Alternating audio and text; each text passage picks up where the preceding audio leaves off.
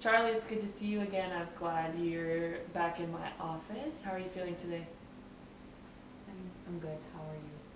I'm great. So I know last time we didn't really get a chance to dive into the reasons why you were here or really get to talk about anything in depth. We just filled out a lot of paperwork, went over your biopsychosocial. So if it's okay with you and you're feeling comfortable and in a safe place, I would like to talk about those things a little bit more in depth. Is that okay with you? Yeah, that's fine. Okay, so why don't you remind me again, even though we went over it last time, and go into a little bit more in depth of why you're here today. Well, the short story is that I was court ordered to be here, but the longer version is that I have a problem, and yeah, I don't know how to fix it, and I need your help. And I've felt disgusting for years, and I can't control it. Okay. So what I'm hearing is you think you have a problem. So can you tell me a little bit more about what really defines that problem that you're thinking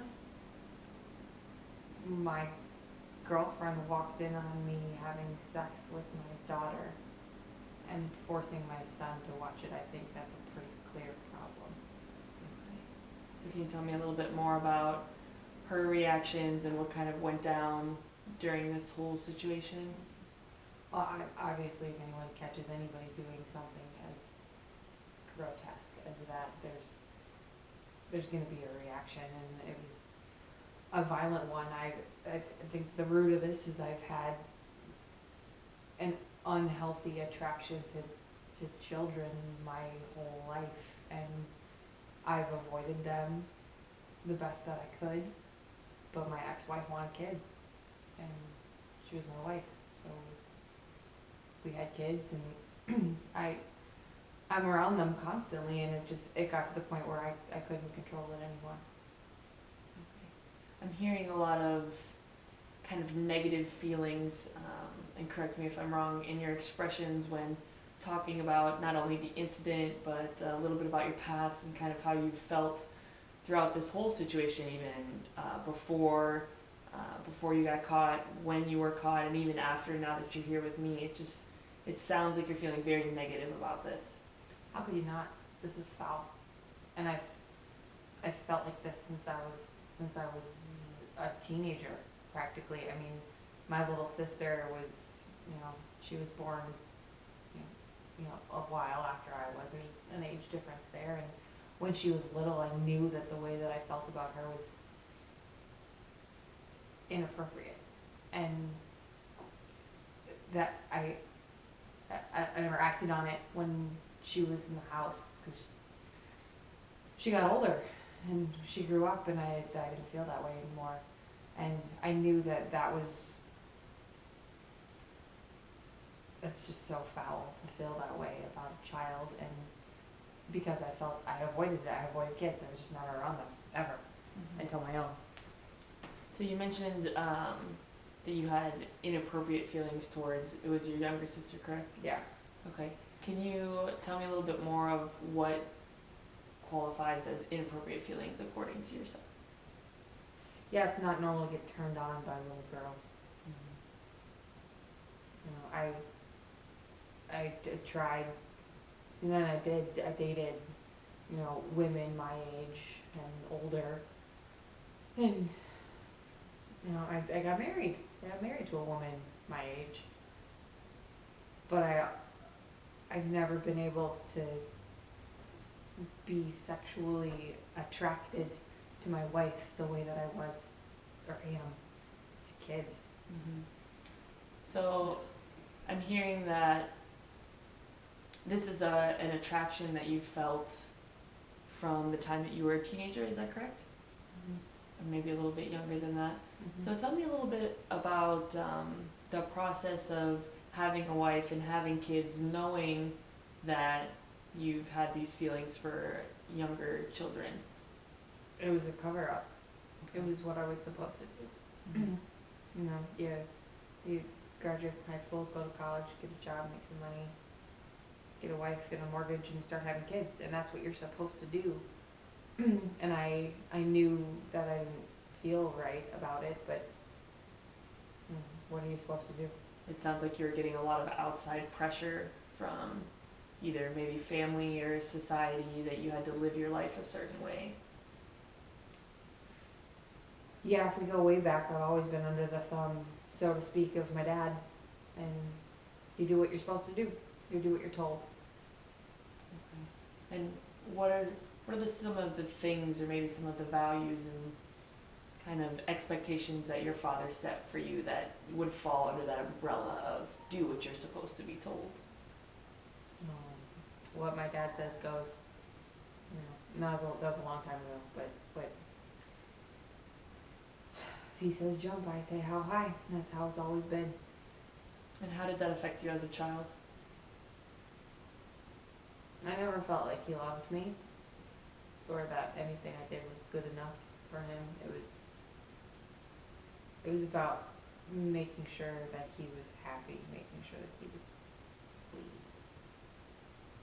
Okay. So I'm hearing that there was a lot of,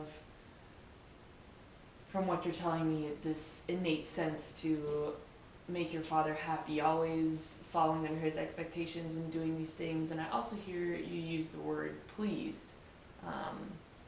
And then you made kind of a facial gesture about that. Can you tell me what was that about? Did that trigger something? Yeah, I get sick to my stomach thinking about it. Well, if you're comfortable and you want to go there, by all means do so. And if not, we can always come back to it.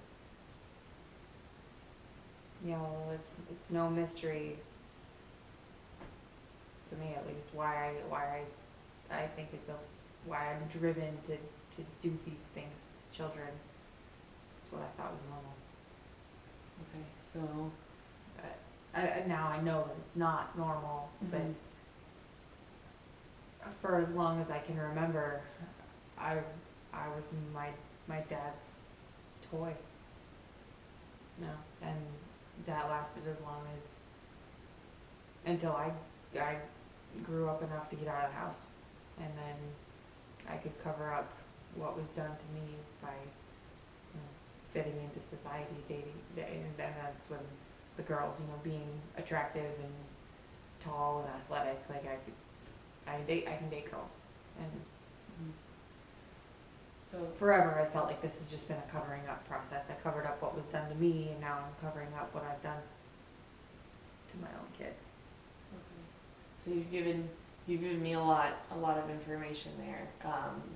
From what I'm hearing, there sounds like there's a lot of parallels between the kind of expectations that have been set by your father and kind of following these rules, and then growing up and moving out of the house and just kind of falling into lock and step of what society expects from you, and always having to feel like you're always hiding something or feeling hidden.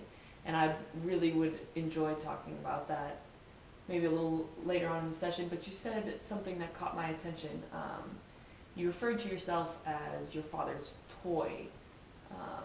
Can you tell me a little bit more about what that means to you, or what exactly that label signifies? Yeah, he used me.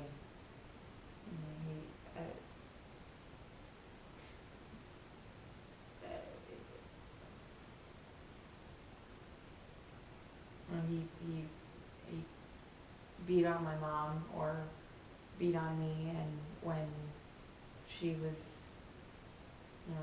when she left and he couldn't get what he needed from her, he got it from me. And ever since I was little, that's how I thought it was used. And sexually is what I mean. He used me sexually. When I was a little boy. Yeah, I can see that that's really tough for you. Yeah, how could it not be? That's not what any child should go through. Now I've turned into him. You can't imagine being revolted by what you are every day. Right. There seems to be this innate sense of, what I am is not okay, and it sounds to me as if it's something that you believe has been programmed into you from a young age from the experiences that you've had, and we'll definitely go into that a little bit more in our next session. I know it's very, very heavy. It's some very heavy stuff. So we'll go into a little bit more about your past and the things that you've experienced with your father, and kind of how that correlates into what has kind of gotten you here now. And I appreciate you for being so candid and honest with me, and I look forward to working through this together, and hopefully finding that solution that it seems like you're really looking for in the long term. Yeah, we definitely can't keep doing what we've been doing. And I've ruined 2 relationships, and God knows how much damage I've done to my children. All right, Charlie. We'll definitely pick back up next time where we left off. Did great.